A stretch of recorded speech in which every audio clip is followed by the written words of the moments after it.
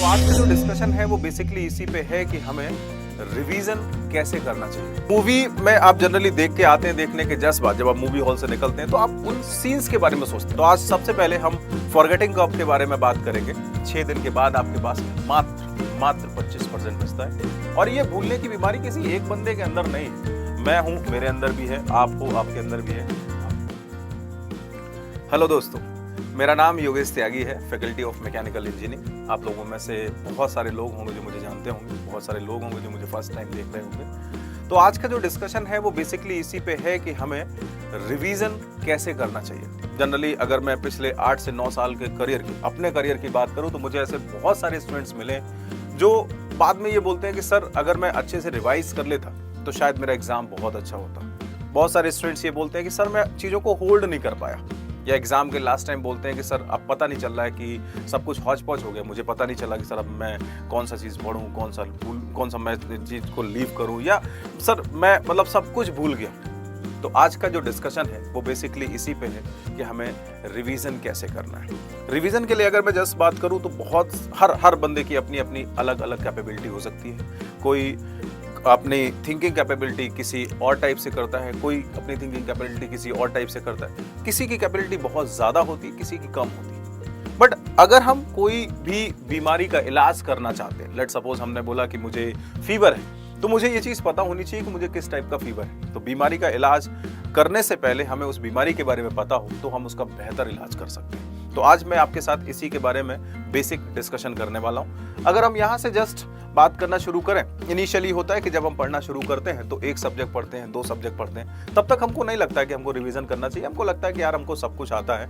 और जब वो सब्जेक्ट्स पूरे हो जाते हैं तब हमको लगता है कि यार अब मैं तो सब कुछ भूल गया पुराना वाला, अब मुझे नए फिर से एक बार तैयारी करने की ज़रूरत है। मुझे ध्यान ही नहीं आ रहा है कि सर मैं क्या करूँ। फिर और धीरे धीरे जब पूरा का पूरा सिलेबस खत्म हो जाता है तब लगता है कि अब तो कुछ हो ही नहीं सकता और हम फिर से हथियार डाल देते हैं और हमें लगता है कि अब मुझे फिर से तैयारी करनी चाहिए। तो आज ना बेसिक डिस्कशन इसी पे ही है कि हम लोग कैसे बेस्ट परफॉर्म कर सकते हैं, बेस्ट वे में अपनी प्रिपरेशन कर सकते हैं।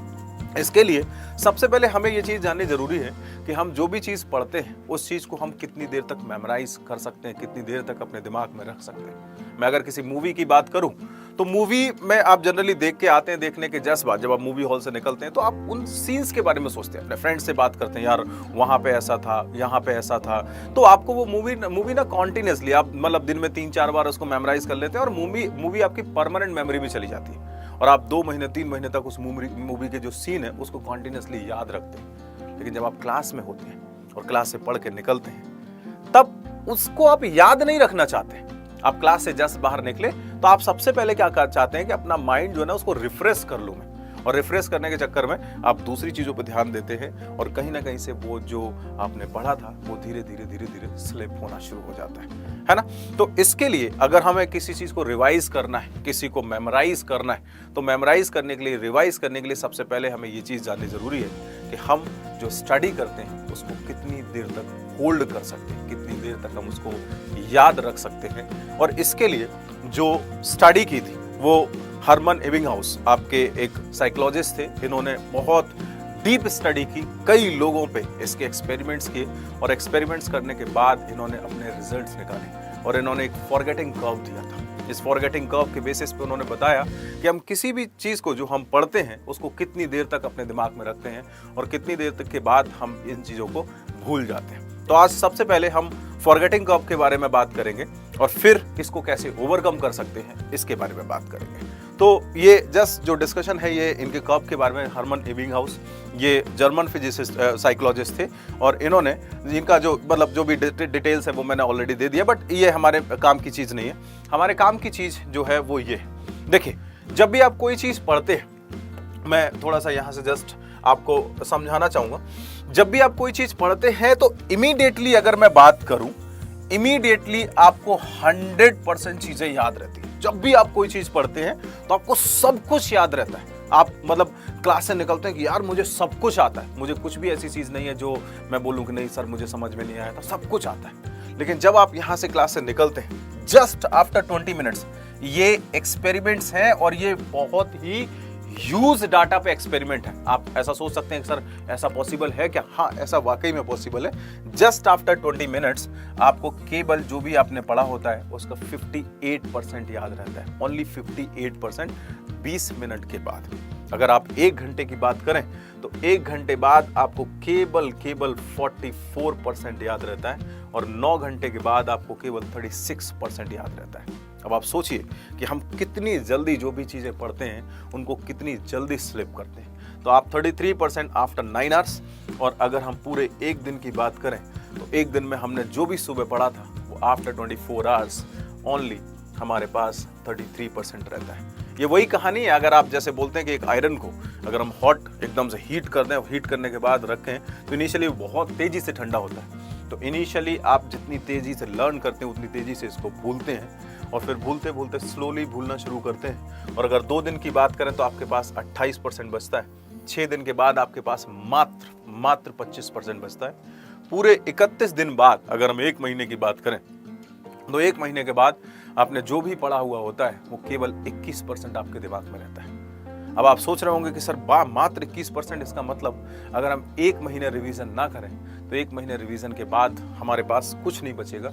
जो भी हमने पढ़ा था उसका मात्र 20 से 21% मेरे दिमाग में है, बाकी सब कुछ उड़ चुका है। और आपने ये चीज फील की होगी कि जब भी आपने पढ़ा तो मात्र 21% मेरे पास 1 महीने पहले जो भी सब्जेक्ट्स पढ़ा था अब दिमाग में आता है कि यार अब तो मैं सब कुछ भूल गया। तो हमें इस कर्व को कैसे ओवरकम करना है? जनरली होता है कि नहीं सर अगर वाकई में इतना डिके हो रहा है, इस डिके को कैसे हमें ओवरकम करना है, कैसे इन लॉसेस से मुझे बचना है, आज हमारा डिस्कशन बेसिकली रिवीजन पे ही है, हमने जो बात की थी। तो चलिए इसके बारे में अगर हम डिस्कशन करें कि हाँ चलिए हमारे पास टोटल 31 डेज के बाद तो हम इस 21% को कैसे, अगर हम बात करें कि केवल 21% क्यों, हम अगर 100% अपनी मेमोरी में रखना चाह रहे हैं तो कैसे इस 100% को अपनी मेमोरी में रख सकते हैं। और ये डाटा वैसा नहीं है कि नहीं मैंने कोई डाटा बना दिया, ये नंबर ऑफ पीपल्स पर रिसर्च की गई है और नंबर ऑफ पीपल्स पर रिसर्च करने के बाद ये डाटा निकाला गया। ये बहुत ह्यूज डाटा की रिसर्च है। चलिए थोड़ा सा आगे बात करते हैं आपसे इसके बारे में। अगर हम यहां से जस्ट बात करें कि जस्ट मैंने आपको ये एक दोबारा से दिखा दिया है, बस वेरी क्विक लॉस जो अभी हम डिस्कशन कर ही रहे थे। 20 मिनट के बाद आपके पास 58% का जस्ट बचता है, 1 आवर के बाद आपके पास 44% बचता है, 1 दिन के बाद 33% और 6 डेज के बाद आपके पास 25% बचता है। ये मैंने अभी आपके साथ डिस्कस किया था, तो ये वही पॉइंट है जो मैं यहाँ पे आपको लिख के बता दिया हूँ। चलिए थोड़ा सा और आगे डिस्कशन करते हैं। बात आती है कि हम सर ये जो भूलने की हमारी बीमारी है, और ये भूलने की बीमारी किसी एक बंदे के अंदर नहीं है। मैं हूं, मेरे अंदर भी है, आप हो, आपके अंदर भी है, आपका फ्रेंड है, उसके अंदर भी है। अगर ये भूलने की बीमारी है तो इस भूलने की बीमारी को सर हम कैसे ओवरकम कर सकते हैं? देखिए आपको करना क्या है, लेट्स सपोज आप यहां से क्लास में निकले। जब भी आप क्लास से निकलोगे तो आपके पास जो भी है वो 100% है। इट इज बट ऑब्वियस कि आपके पास सब कुछ 100% है। और हमें पता है कि हम शुरू में अगर हम जस्ट बात करना शुरू करें तो शुरू में ही 20 मिनट में 58% हमारे पास बचेगा और मैं 42% लीव कर जाऊंगा, है ना, 42% मेरा खत्म हो जाएगा। तो इस 58% को मुझे कैसे ओवरकम करना है, तो ये चीज आपको सोचनी है कि मैं जैसे ही क्लास से निकलता हूँ, जैसे अभी मैक्सिमम पीपल होते हैं वो घर से ही क्लास कर रहे हैं बिकॉज कोविड की वजह से। अगर आप ऑफलाइन क्लास भी कर रहे हैं तब भी चलेगा, ठीक है। अगर आप जस्ट क्लास से निकल रहे हैं तो क्लास के जस्ट बाद आपको अगर ऐसा लगता है विद इन 10 मिनट्स अगर आप कर सकते हैं, नहीं तो विद इन 1 आवर आपको करना क्या है, विद इन 1 आवर आपको एक इमीडिएट रिवीजन करना है। अगर आप ऐसा कर सकते हैं तो डेफिनेटली आपको चीजें जो है ना एकदम से फिर से 100% पे पहुंच जाएंगी। ये कर्व आप अगर देख पाएंगे तो आप फिर से 100%, ये अपना वही वाला कर्व है, ये फॉरगेटिंग कर्व है। ये जो कर्व है it is nothing, it is what forgetting curve. ये अपना फॉरगेटिंग कर्व है। इस कर्व को अगर हमें ओवरकम करना है तो हमने बोला कि विद इन 10 मिनट्स। अब आपको लगता है कि नहीं मैं 10 मिनट्स में घर नहीं पहुंच सकता, मैं बोल रहा हूँ आप 30 मिनट्स में पहुंच जाइए। आप 1 आवर के अंदर फिर से एक बार कॉपी उठाइए और उसको जल्दी से रिवाइज कर लीजिए। जैसे ही आप उसको रिवाइज करेंगे, शुरू में थोड़ा सा आपको टेंशन होगी, आपको लगेगा नहीं यार मैं क्यों कर रहा हूँ, ऐसा क्या से कर रहा हूँ, लेकिन हाँ ये हमें करना पड़ेगा अगर हमें अपनी इंजीनियरिंग को अपने अंदर लाना है। अगर हमें एक बहुत अच्छी रैंक लानी है तो हमें होल्ड करने के लिए करना पड़ेगा। तो विद इन 10 मिनट्स या आप विद इन 1 आवर आप इमीडिएटली आफ्टर द क्लास आपको एक रिवीजन करना है। अगर आप घर पे ही रहते हैं तो जस्ट क्लास जैसे छूटती है वैसे आप एक रिवाइज कर लीजिए। जैसे ही आपका यहाँ से पहला रिवीजन हो गया, फिर आपको नेक्स्ट रिवीजन, ये येलो कर्व आपको दिख रहा होगा, आप 24 आवर्स के अंदर एक नेक्स्ट रिवीजन आपको करना है जब आप 24 आवर्स के अंदर अंदर नेक्स्ट रिवीजन करेंगे तो आप फिर से 100% पहुंच जाएंगे। अच्छा, जब आप 24 आवर्स के अंदर अंदर 100% रिवीजन करेंगे, फिर आपको लगता है कि हाँ अब मेरे पास इनफ, मतलब थोड़ा सा शुरू में इनफ जो चीज़ें थी वो मेरे पास आ गई हैं। अब आपकी जो चीज़ें थी ना, आपको याद होगा कि बचपन में जब आप काउंटिंग पढ़ते थे तो बहुत बार पढ़ते थे, 1 2 3 4 5 1 2 3 4 5 पढ़ा थी। मम्मी कॉन्टिन्यूसली बोल देती थी किचन से कि तुम एक काम करो, बोलना शुरू करो, मैं याद रखने, है ना, मैं सुन रही हूँ यहाँ से। तो वो आपके आज भी परमानेंट मेमोरी में है। Permanent memory in the sense, आज भी आपसे मैं बोल दूं 77 के बाद क्या आता है तो आप तुरंत बोलोगे सर 78 आता है। क्यों? क्योंकि आपके परमानेंट मेमोरी में आ गई। आप मूवी को जब हमेशा देखते हो तो कई बार उसके बारे में सोचते हो, तो वो परमानेंट मेमोरी है। तो जब आप यहाँ पे 2 बार 24 घंटे के अंदर अंदर उसको रिवाइज करोगे, और 2 बार में शुरू में आपको टाइम लगेगा, इट मे बी कि यहाँ पे आपको शॉर्ट नोट बनाने हो तो आप यहीं पे शॉर्ट नोट्स भी बना लें, और अगर शॉर्ट नोट्स बना लेंगे तो आपके चीज़ें जो हैं वो और अच्छे से क्लियर हो जाएंगी, क्योंकि अब आपने वो चीज़ों को लिख लिया है। और 24 घंटे के अंदर अगर आपने दूसरा रिवीजन कर लिया तो अब आपके अंदर चीज़ें ना धीरे धीरे परमानेंट मेमोरी में आना शुरू होंगी। फिर आपको नेक्स्ट जो रिवीजन करना है वो 1 वीक के अंदर करना है। जैसे ही आप 1 वीक के अंदर रिवीजन करोगे, इनिशियली जब आप 10 मिनट्स के अंदर करोगे तो आपको बहुत कम टाइम लगेगा। इट में भी 4 घंटे की क्लास थी, आपने 10 से 15 मिनट में पूरा रिवीजन कर लिया। जब आप यहाँ से फिर नेक्स्ट 24 आवर्स में करोगे तो अगला रिवीजन भी आपका 10 से 15 मिनट में हो जाएगा। फिर यहाँ से 1 वीक में जब आप रिवीजन करोगे तो इट मे बी कि आपको हाफ एन आवर लगे और आपको हाफ एन आवर में प्रॉपर रिवाइज करना। लेकिन जैसे ही आप यहाँ से 1 वीक के अंदर करोगे, वैसे ही आपको यहाँ से क्लियर लगेगा, ऐसा लगेगा कि अब चीज़ें ना मेरे दिमाग में परमानेंटली सेट होना शुरू हो गई हैं। जब आप यहाँ से 1 वीक के अंदर कर लोगे, फिर थोड़े दिन बाद अब आप अपने आप को फ्री रख लो, आपको चीज़ें ना दिमाग में आ चुकी हैं, आपने चीज़ों को बहुत अच्छे से पढ़ा और प्रॉपर रिवीजन करना। मतलब ऐसा नहीं कि नहीं ठीक है सर मैं तो ऐसे ही कर रहा था, मेरा काम मतलब बस ये था कि आपने बताया तो वैसा करना। नहीं, अगर आपको लगता है कि आपको रैंक लानी है, आपको लगता है कि आपको चीज़ें बहुत अच्छे से एनालाइज करनी है, तो definitely you have to do this. Then एक और रिवीजन करना है आपको जस्ट आफ्टर 1 मंथ। ठीक है, आपका 1 मंथ से पहले कर लो, या आपको लगता है कि नहीं मैं 1 मंथ के अंदर अंदर कर लूंगा। जैसे ही आप यहाँ से 1 मंथ के अंदर करोगे तो आपको इबिंगहाउस ने 4 रिव्यू दिए। पहला रिव्यू आपको first within 10 minutes, second review आपको within 24 hours, third review आपका विद इन 1 वीक, और फोर्थ रिव्यू आपको लगता है तो 1 मंथ के अंदर अंदर। और जब आप ये रिव्यू करोगे तब आप अपने आप को एनालाइज करना कि क्या वाकई में मुझे इसका रिजल्ट मिल रहा है, और हाँ अगर आपको रिजल्ट मिल रहा है तो आपको ये कंटिन्यू रखना है, और डेफिनेटली आपको रिजल्ट मिलेगा। क्योंकि हम लोग जनरली रिवीजन पे फोकस नहीं करते हैं, और जैसे कि मैंने बोला आपके लिए जितना पढ़ना जरूरी है, रिवीजन करना भी उतना ही जरूरी है। तो इसलिए रिवीजन इज मोर इम्पॉर्टेंट कि हाँ सर मैं अगर रिजल्ट चाहता हूँ, मैं अगर सिलेक्शन चाहता हूँ तो मुझे रिवाइज करना पड़ेगा। ये एक जो फॉरगेटिंग कर्व है उसको ओवरकम करने के लिए आपको जस्ट मैंने बताया। पॉइंट ये आता है कि जब मैं रिवीजन करना चाहता हूँ तो मैं इस रिवीजन को कैसे बेस्ट परफॉर्म कर सकता हूँ। अगर आप रिवाइज करना चाहते हो तो रिवाइज करने के लिए सबसे ज़्यादा ज़रूरी है कि आप जब भी रिवाइज करने बैठे तो 2 काम कर लीजिए। एक तो अपने दोस्तों के साथ एक ग्रुप बना लीजिए, उस ग्रुप में डिस्कशन करिए। आप पूरे के पूरे वीक में जो भी डिस्कशन है उसको लगता है कि हाँ सर हम लोग मतलब पूरे वीक क्वेश्चन लगाएंगे, और वीक का एक दिन बना लीजिए कि इसमें हम अपने क्वेश्चंस डालेंगे और इन क्वेश्चंस का हम लोग डिस्कशन करेंगे। दूसरा, जब आप सेल्फ स्टडी के लिए भी बैठते हो तो सेल्फ स्टडी के लिए जब भी आप रिवीजन कर रहे हो तो उस रिवीजन को आप हमेशा एक चीज़ दिमाग में डालो कि मैं रिवीजन हमेशा ऐसे हवा में नहीं करूँगा कि हाँ ऐसे नहीं ऐसे नहीं ऐसे।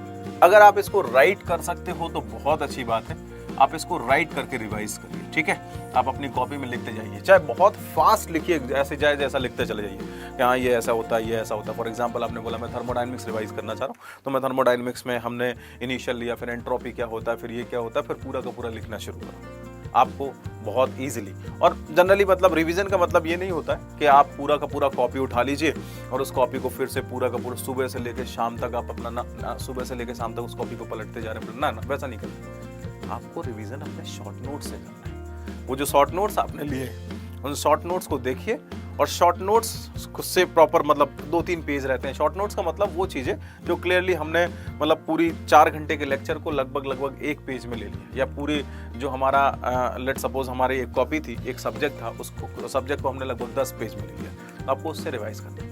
हाँ, कहीं पे अगर लगता है कि हम फंस रहे हैं तो वहाँ पे आपको बुक देखने की ज़रूरत है, वहाँ पे आपको शॉर्ट नोट्स अपने प्रॉपर नोट्स दोबारा से देखने की ज़रूरत है। अगर आप इसको यहाँ से लिख के रिवाइज कर सकते हैं तो बहुत अच्छी बात है। है ना।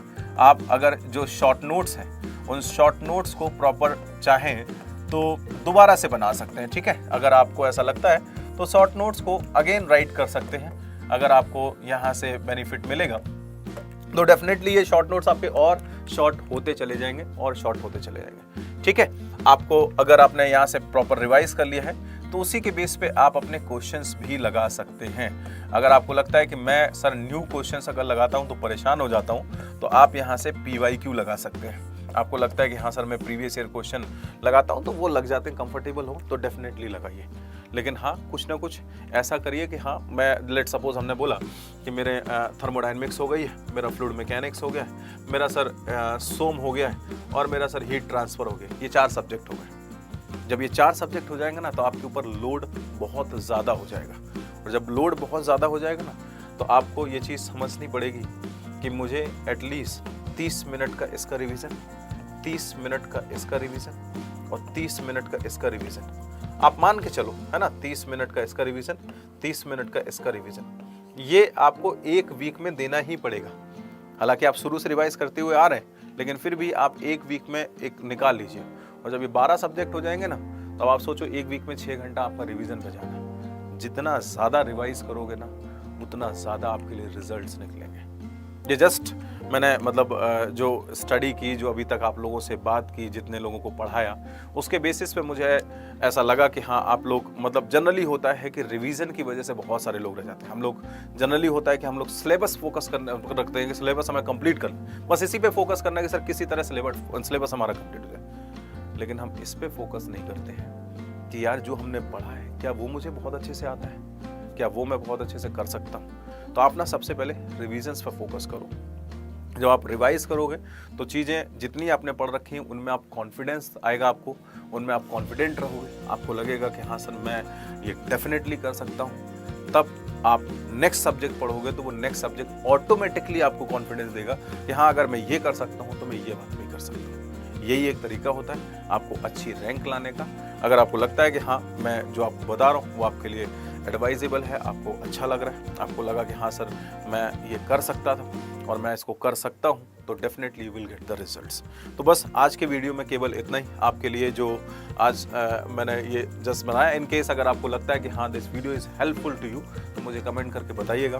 मैं ऐसे ही और भी वीडियो आपके लिए लेके आने वाला हूँ। बट उसके लिए सबसे ज़्यादा ज़रूरी है कि आप इस वीडियो को अगर देख रहे हैं तो देखने के बाद अगर आपको लगता है कि हाँ sir this is helpful to me, मैंने जस्ट इसमें जो डिस्कशन किया है वो आपके लिए फॉरगेटिंग कर्व पे आज मैंने डिस्कशन किया। ये साइंटिफिक है जनरली, मतलब कोई वैसा नहीं। तो मैंने आपको फॉरगेटिंग कर्व बताया कि हाँ अगर हम इतना भूलते हैं तो इट इज़ बट ऑब्वियस कि मुझे इसको कैसे ओवरकम करना है ये भी पता होना चाहिए, ठीक है। तो first revision just within 1 hour, second revision just within 24 hours, third revision within 1 week and fourth revision is within 1 month. Then you will just ये जो कुछ भी आएगा वो आपके परमानेंट मेमोरी में सेव होगा, ठीक है। तो चलिए आज का वीडियो हम लोग यहीं पे एंड करते हैं। नेक्स्ट वीडियो में आपके लिए लेके आऊँगा। आई होप कि आप ये जो सीरीज है इसको एंजॉय करेंगे। Thank you.